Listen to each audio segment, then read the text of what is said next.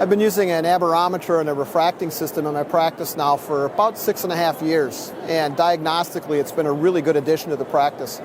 I'm amazed daily, basically, on how much information I do get out of the devices and also how tightly integrated they are, so that after I gather the objective data, I can then do the refraction with the patient, utilizing the wavefront information that the OPD provides to me in order to meet my patient's needs and actually exceed them.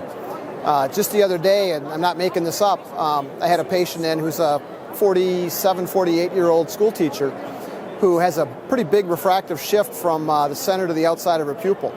She's wearing a non-aspheric soft contact lens with no add, and she sees 20/20 minus with 20/20 distance in both eyes, so it's not monovision or undercorrected.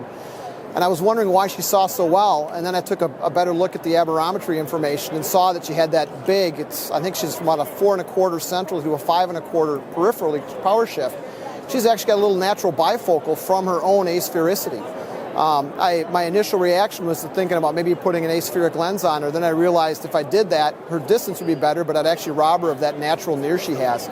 Just another example of having the diagnostic information to either provide better vision correction or to not screw up a good situation.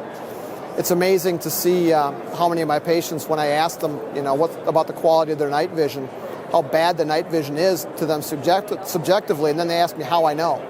And I then show them the OPD data from the viewer software and explain the difference to them, and it's pretty amazing.